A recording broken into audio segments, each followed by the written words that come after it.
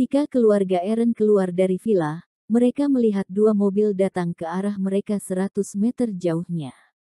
Yang di depan adalah Mercedes-Benz hitam senilai lebih dari 4 miliar, diikuti oleh sebuah mobil sport Porsche 911 abu-abu perak.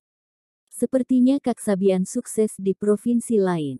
Carla tertawa kecil. Grisa mengangguk, Kak Sabian adalah pekerja keras, memiliki kepribadian yang berani, tapi lebih suka berteman. Tidak mengherankan bahwa dia bisa mencapai prestasi hari ini. Meskipun Arya tidak kembali ke Izuna selama 5 tahun, keduanya selalu berhubungan, jadi Grisa tahu bahwa Arya sudah mendirikan perusahaan keamanan besar di ibu kota provinsi Gruva. Semua pengawalnya dilatih untuk melayani para orang kaya, dia tidak tahu spesifik aset pihak lain, tetapi setidaknya minimal 200 miliar. Di dalam Porsche 911, pengemudinya adalah seorang pemuda tampan dengan senyum lebar di mulutnya. Ada aura arogansi tuan muda terungkap di tatapan matanya. Duduk di kursi pengemudi adalah seorang gadis cantik dengan rambut pendek sepanjang telinga. Rambutnya dicat merah, dia mengenakan baju putih yang menampakkan bahu. Payudaranya tinggi dan menonjol. Bawahannya adalah rok pendek hitam, dengan sepasang stoking hitam membalut paha ramping. Wanita ini adalah putri Arya, Arini Sabian, yang belajar di Universitas Gruva. Dia sekarang semester 4, ekspresinya bangga dan percaya diri. Dia melihat Efrain yang mengemudi dari waktu ke waktu, tatapan matanya penuh cinta dan kebanggaan. Dia dan Efrain keduanya mahasiswa Universitas Gruva.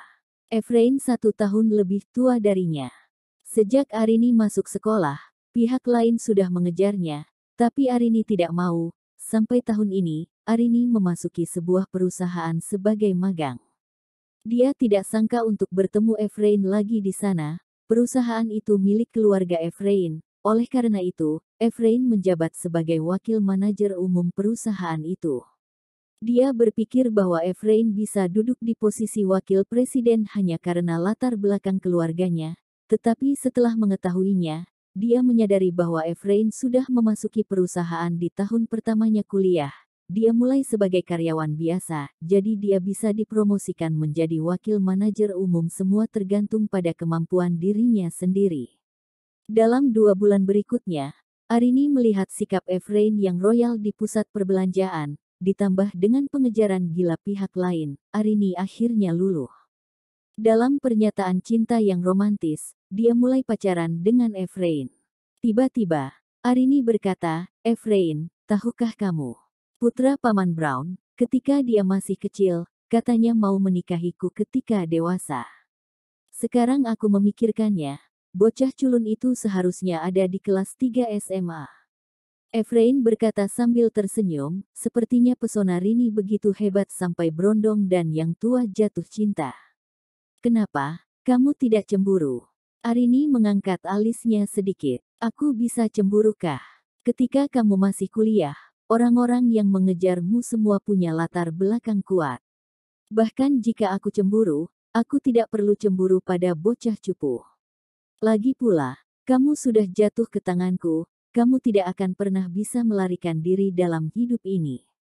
Setelah mengatakan itu, Efrain mengulurkan tangan dan memegang telapak tangan Arini. Huff, kamu pintar ngomong.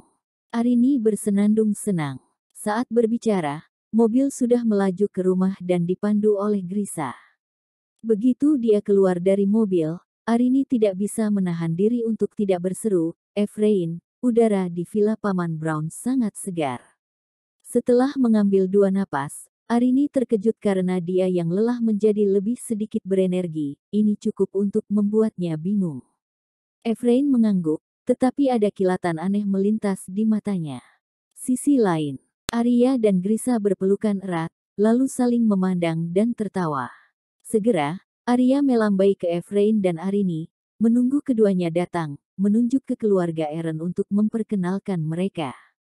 Grisa memandang Efrain dan Arini, memberi pujian. Setelah sedikit bicara, Grisa dan istrinya mengundang keluarga Arya yang terdiri dari 4 orang ke aula. Eren, duduk di sebelah kakakmu. Arini memberi isyarat kepada Eren yang duduk di seberangnya. Eren tertegun sejenak, lalu mengangguk, duduk di sisi Arini. Menurut ingatannya, Arini adalah tipe gadis yang ceroboh dan polos. 5 tahun kemudian, pihak lain menjadi lebih cantik dan seksi, tapi kepribadiannya tidak banyak berubah. Apa? Baru beberapa tahun aku tidak melihatmu, jadi kamu lupa dengan kakakmu. Menghadapi pertanyaan Arini, Eren tersenyum pahit. Kak Rini, bagaimana aku bisa melupakanmu? Hanya saja kamu semakin cantik, Kak Rini, aku hampir tidak kenal. Senyum di wajah Arini menjadi sangat cerah. Kamu pintar ngomong, jujur, berapa banyak gadis yang kamu tipu di sekolah? Aku tidak punya. Aku kelas 3 SMA sekarang, jadi aku tidak punya waktu untuk jatuh cinta. Lagi pula, jika aku pacar-pacaran, ayah bisa mematahkan kakiku. Kata Eren sambil tersenyum. Nah, syukurin. Arini tidak bisa menahan tawa ringan. Di sisi lain, Grisa dan Arya tidak bertemu selama bertahun-tahun dan mengobrol dengan sangat senang. Demikian pula, Carla juga mengobrol dengan baik dengan istri Arya, Yumi. Sebaliknya, Efrain agak diabaikan, tetapi orang ini tampaknya sopan, dengan senyum hangat di wajahnya sepanjang waktu. Untungnya, Arini bukan gadis yang tidak berperasaan. Setelah mengobrol sebentar, dia memperkenalkan Efrain kepada Eren.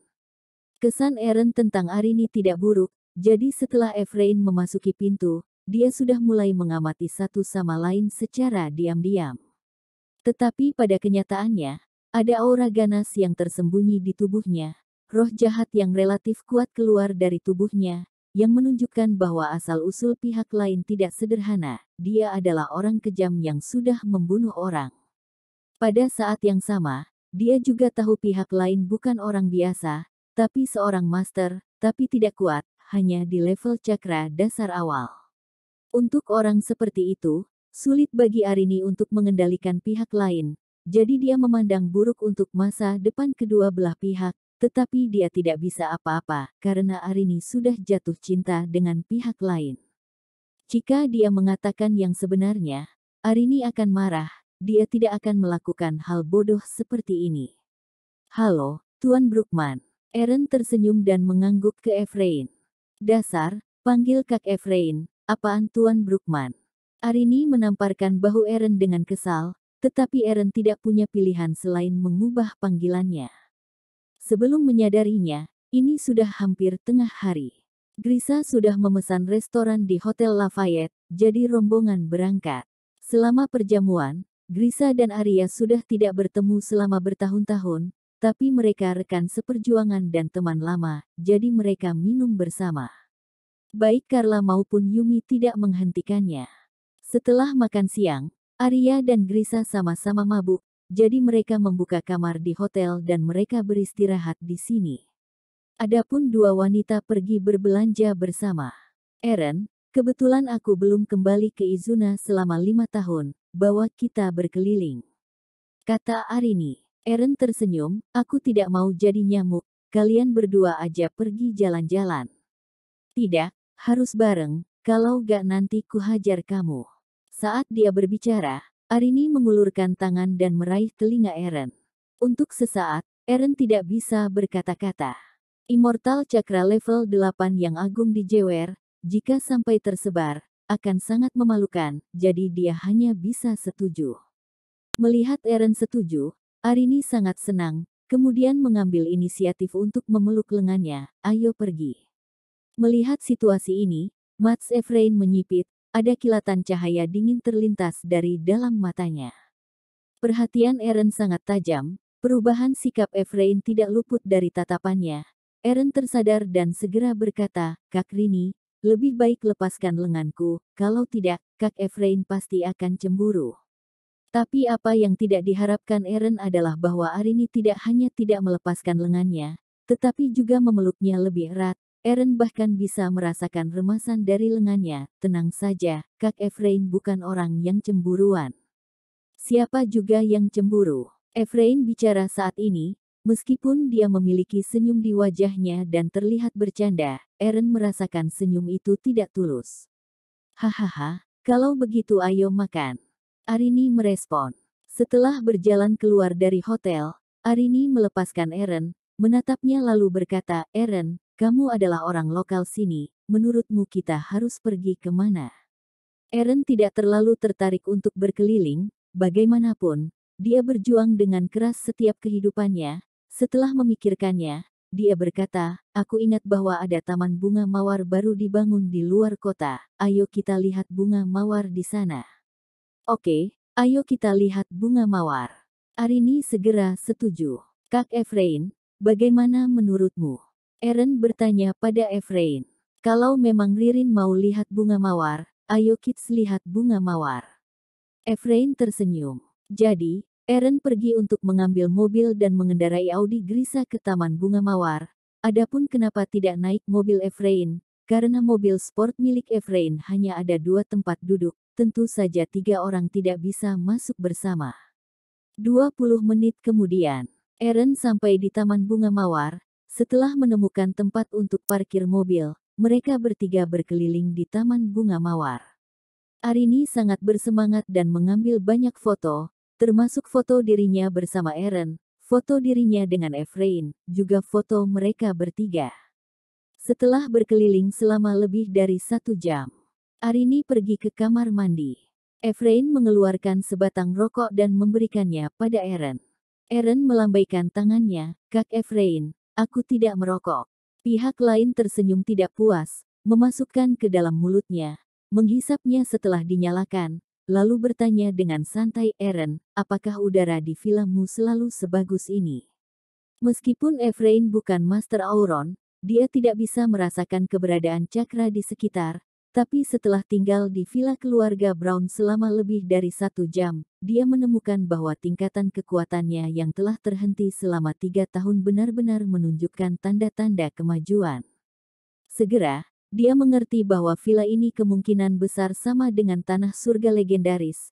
Tinggal di tempat seperti ini untuk waktu yang lama akan sangat bermanfaat bagi tingkat pelatihan seseorang. Oleh karena itu, Efrain berpikir untuk melakukan sesuatu pada villa itu. Hanya saja dia selalu menyimpannya. Kali ini, ketika dia sendirian dengan Eren, dia bisa melihat bahwa keluarga Brown tampaknya memahami keindahan villa yang sebenarnya. Ya, udara di vilaku ini selalu sangat bagus. Sepertinya keluarga kami tidak pernah sakit sejak kami pindah. Eren berkata apa adanya. Mendengar ini, Mats Efrain berbinar. Dia menjadi semakin yakin bahwa villa itu adalah sebuah harta karun. Dia sudah memutuskan dalam hatinya bahwa dia harus mendapatkan villa itu apapun yang terjadi. Tepat ketika dia akan terus menyelidiki Eren, tiba-tiba ada teriakan nyaring dari toilet, diikuti oleh teriakan seorang pria. Tiba-tiba, ekspresi Eren dan Efrain berubah, karena teriakan itu berasal dari Arini. Dalam sekejap, Efrain segera menuju toilet. Pada saat ini, di depan wastafel di luar toilet umum, seorang pria penuh aroma alkohol membungkuk dan menutupi bagian anunya. Ekspresinya terlihat sangat aneh. Tuan, kamu baik-baik Solo. Pada saat ini, 2 pria dengan ekspresi garang datang dengan cepat dan membantu pria yang penuh aroma alkohol. Sialan, selangkanganku ditendang oleh wanita jalang ini. Cepat tangkap wanita jalang itu, jangan sampai dia kabur. Surya berteriak kesal. Siap Tuan Muda. Salah satu pria menanggapi dan melangkah maju untuk menangkap Arini. Kal mati. Pada saat ini, Efrain juga sudah datang.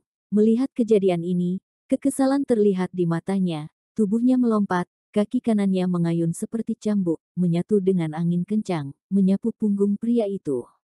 Melihat pihak lain akan menyerang, pria itu dengan cepat berbalik, mundur sedikit, lalu melakukan tinjuan.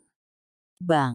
Tinju lawan mengenai bagian tengah kaki Efrain, ada kekuatan besar yang langsung menghancurkan pertahanannya. Hal ini membuat seluruh kakinya hampir mati rasa. Lalu pada saat yang sama, tubuhnya terhempas mundur lalu terjatuh beberapa meter jauhnya.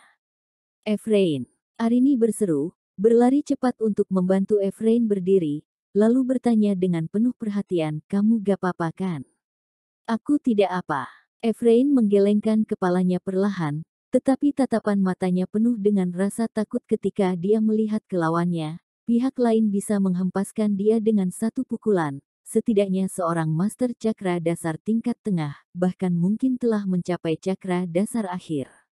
Nak, apakah gadis ini milikmu? Surya menegakkan tubuhnya dan menatap Efrain dengan main-main. Efrain, orang ini jelas seorang pria mesum, dia ingin memperkosaku. Arini berkata dengan marah.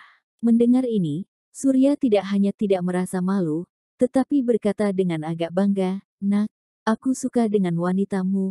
Kalau kamu membiarkan wanitamu bersenang-senang denganku selama beberapa hari, aku tidak akan repot-repot mengganggumu.